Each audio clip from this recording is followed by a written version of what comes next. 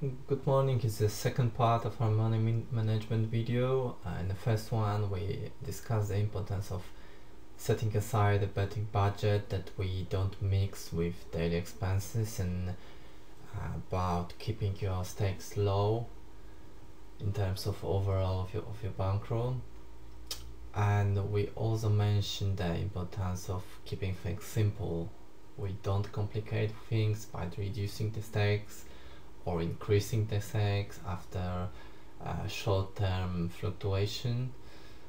We should commit to one strategy and keep things simple.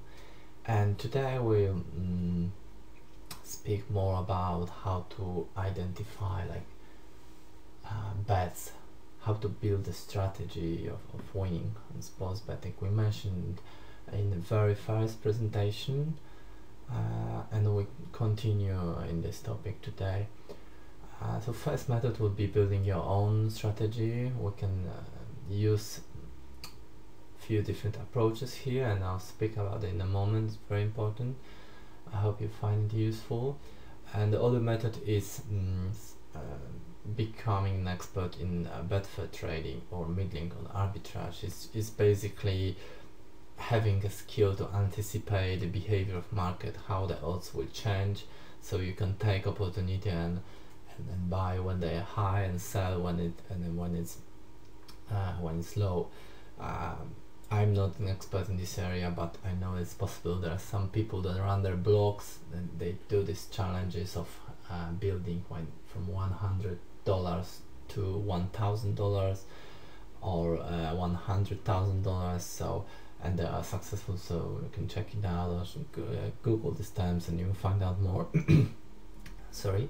And third method is using advice of someone else. So if you don't have time or if you don't have this mathematical persistence, I would say, it's good to rely on external experts, and it's very hot topic for me because I've spent last weeks on analyzing a lot of them, and it's very easy nowadays to become a betting expert, to create an account and just share some picks.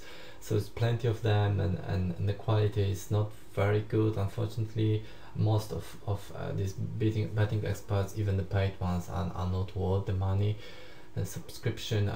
So I will share with you a 4-step procedure for qualifying these punters, how to distinguish the good ones from the bad ones.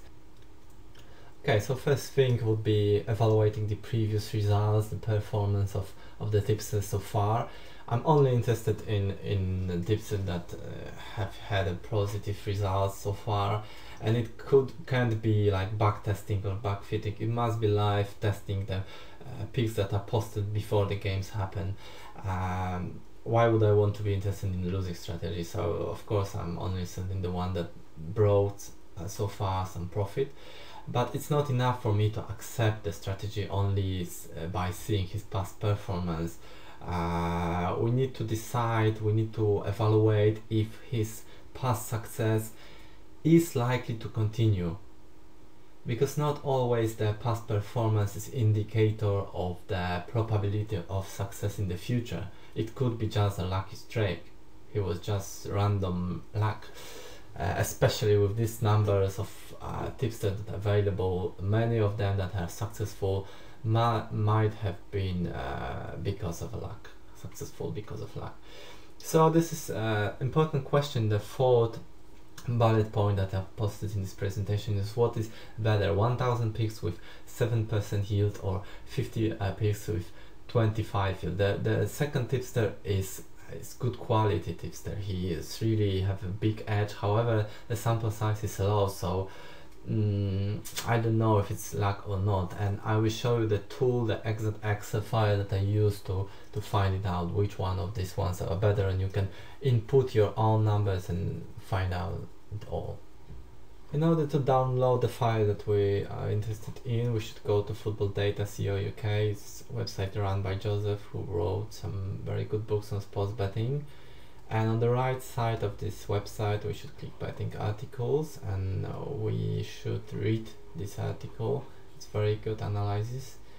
and click the link below, significance calculate worksheet in the file that we needed.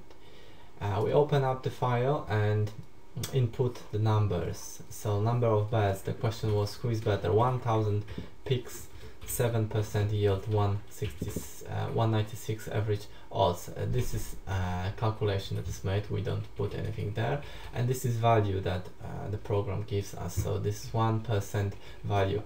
This is the probability that the success, the results achieved so far is a result of luck, that it could be just a lucky streak, lucky good run. So this is only 1% probability that this was achieved by luck and not some research and intelligent approach to sports betting. And the other question was the 50% higher yield, the same odds.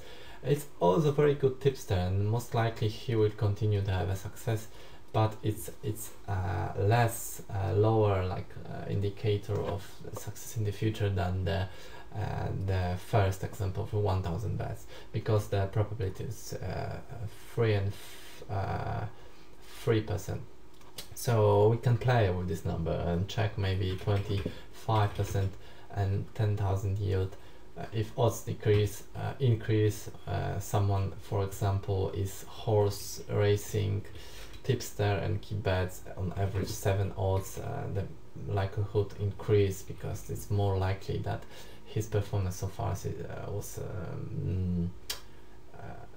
because of some very high underdog horses won the races and the results are good. So you need to be more careful with high odds and less careful with low odds. If one achieves 10% yield on 200 selection with very big favorites, it almost certain, like one in many times it's chance that it's achieved by luck and not the skill.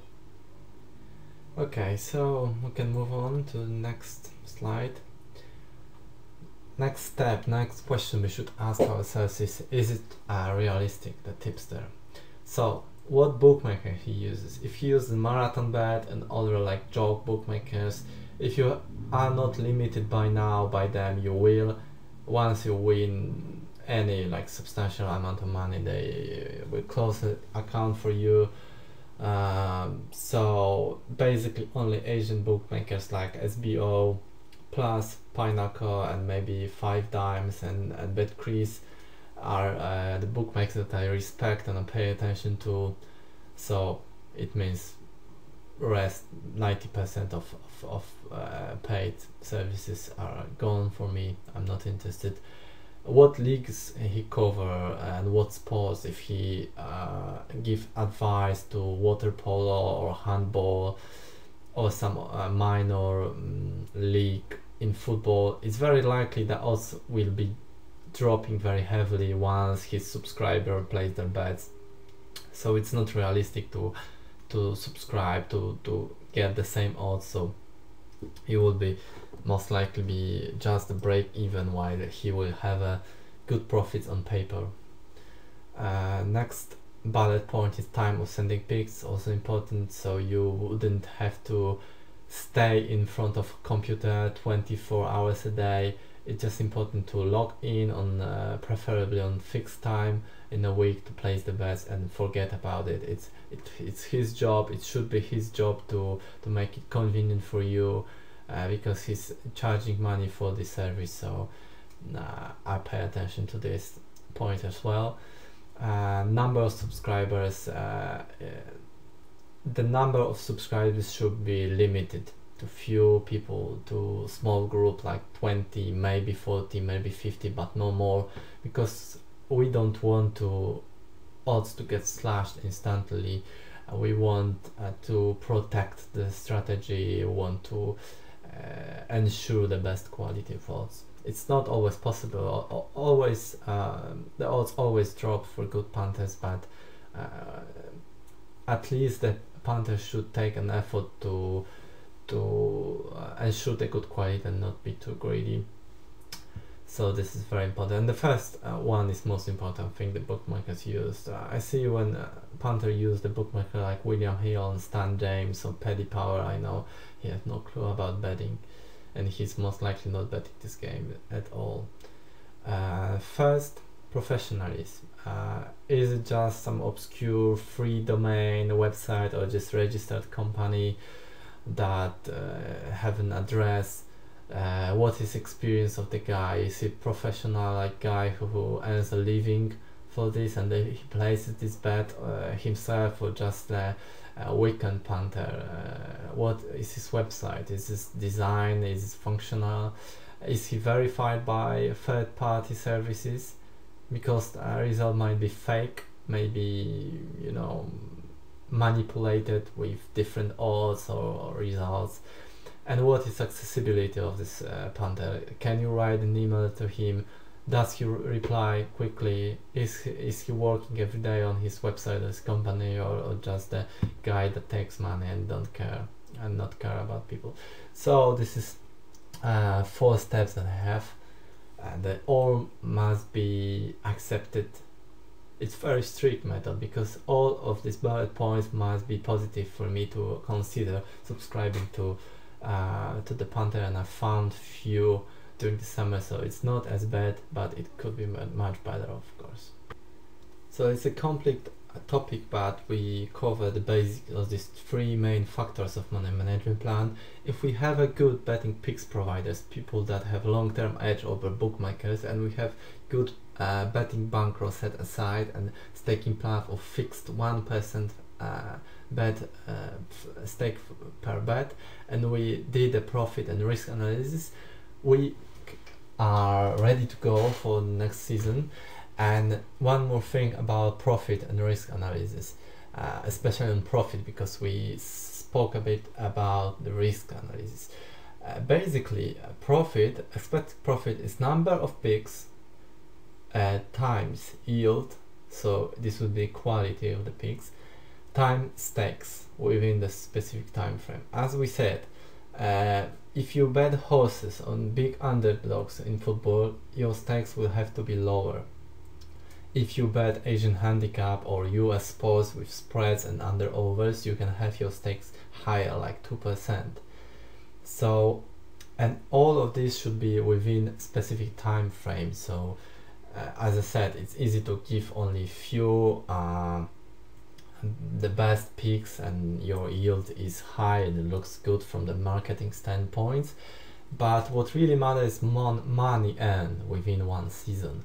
If the guy can help you earn 50%, to increase 50% of your bankroll per one season, it's probably a very good tipster. So you need to be realistic in your expectation. You can't expect to break a bank and be like huge money. It's just like investing in stock market and everything else. It takes time to build a bankroll, to increase it by 100% or something. And most professionals I know use this supermarket approach, so they bet plenty of bets. It's not that they look for very good bets with expectation of 10% or 50%. Usually they are happy with low edge, like 4%, 5% over individual bet, and they it's like supermarket, low margin but high volume. So they, for example, I myself placed over 600 bets in April alone in 1 month, and now NFL is starting and basketball is soon starting, and leagues are were warming up in April, so it will be much more picks for me. And there are some Saturdays when I place 80 bets, so it's another reason why you should keep your stakes low to be able to get money down. So this is insight that it's important as well. And now we speak about recalculation of your profits, about the plateau. It will be better and easier for me to explain in Excel file. So this is my Excel file, and we input some information like number of picks per season. Let's say we have 50 picks per 10 months of betting, so it's 500 picks. We have yield of, let's say, 9%, and we have stake of, let's say, 1.5%. This means we are expected to win increase our bankroll by 76% within 1 year. This would be great, and it could go in different scenarios, as we showed in a previous video on Monte Carlo simulations. Anyway, 67%. What it means? We start with a bankroll, let's say 5,000 euro. So we bet over a bankroll stake. This percentage by over a bankroll is 75 euro per game. So we expect it to win within one season, number of picks times yield times stake, 3,000 euro. First month we have this 5,000 euros, so we bet 1.5% per game, so it's 75 euro. And let's say that 3 months passed by, so it's or let's do 5 months, so it's half of the season, so we are expected to win half of this sum, right? Because it's 250 picks times, so this is this much. So we won that much in 5 months. This is December, half of the season. So our new bankroll now is starting 5,000 plus this what we earned, 6,600. This means that if we keep our stake the same, 75%, it means it's no longer 1.5% of our bankroll, but it's much less, because it's 1.1. So we under betting our selections. We are free to increase our stakes and keep the level of risk the same as we did, because our new percentage is still 1.5, but bankroll is new, so it's time to recalculate our stakes. So we are free to bet even 100 euro per game, and it still 100 is 1.5% of our bet. So in second part of season, our new bankroll is that much. Our new stake is that much, and we are expected to again earn expected profit. Expected profit is always numbers of bets, so it will be 250 like the first part, it's half of overall season expectation, times our yield, doesn't change, times our new stake, 100. So in the second part of the season we are expected to earn 2020. So overall profit is this plus first season profit. First season profit, where is first season profit? Overall it should be, 1 second. First part of the season we earned new bankroll minus this much, and second we earned in this much. This would be 4,000 euro. What is 4,000 euro? 4,000 euro we started, we remember, from 5,000, so our bank increased actually by 79%, and we expected it to increase by 76, you remember. But because we recalculated our bankroll in the middle of the season, we recalculated our stakes, we could bet more, keeping the same level of risk, and this managed us to win more in second part of the season in comparison to first part of the season, so our profit is increased even more. If we divide, we can set a rule when we recalculate our stakes. We shouldn't be doing too often, like every week, because it's risky. It's more risky that flat fixed stake. I don't want to march into this. You need to trust me that I'm saying the truth. So it depends on how much bets you make. If you bet 500 bets, would be wise to maybe once do this recalculation, this plateau, it's called plateau, or maybe not even once. But if you have like 500 picks per month, you can easily do it like every 2 months or even more frequently, so the results will be even better. You can do it many times.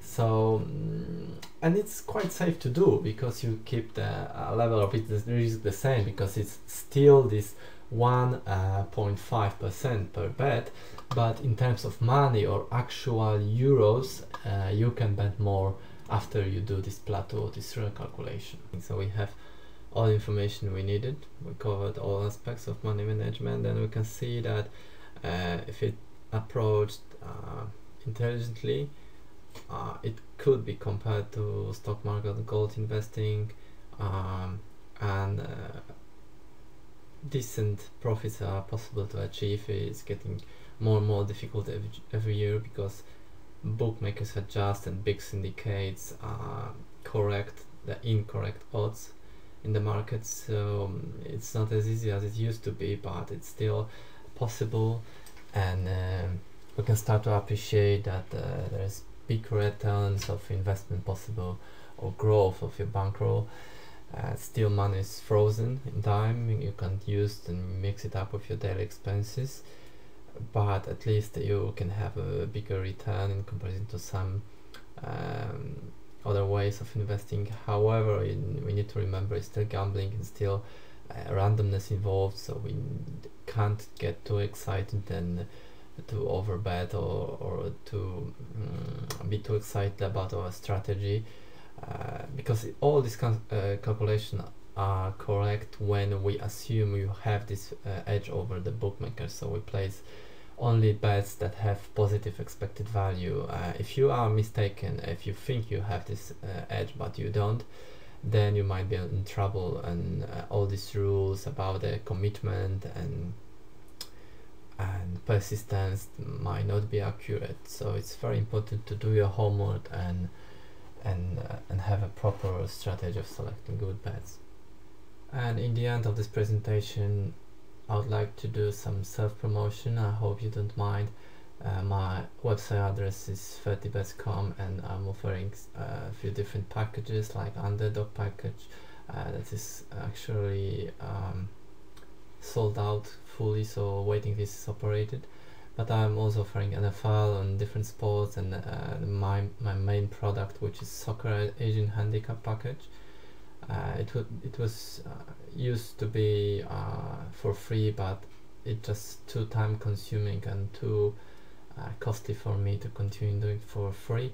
And I made sure that all picks are double checked and proven, tested, because I'm doing it for a living. So it's all the picks that I send out to members, I'm betting myself, and I also made sure that all the points we discussed in the presentation are taken care of. This is math-based system that also includes the movements information and injuries and team news information. So this is all we already know from this presentation. There's limited number of memberships, as underdog package is sold out already. This might happen for Asian handicaps too. I want to ensure that subscribers can get the odds that I'm claiming. So the odds drop will happen, but I want to make sure they are not too big. And we at 30bets handicap only big leagues, so it's not Bolivian league or some low liquidity leagues, so you make sure this is realistic and possible to place your bets.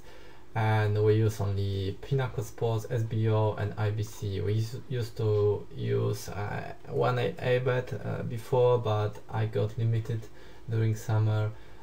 I don't respect books that get me limited, so I'm not using this bookmaker nor any European bookmaker. So it's very rare for betting service to provide this kind of transparency. I'm sending my picks at fixed time, so I want to make convenient for you. You just log in or check your email once in a week, and you're free to do your own stuff. And it's my job to do all of this.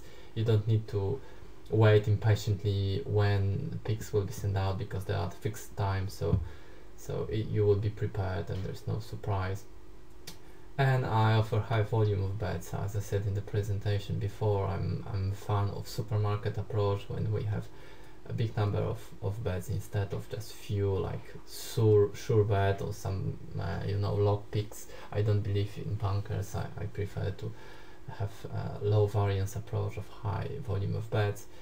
I have very many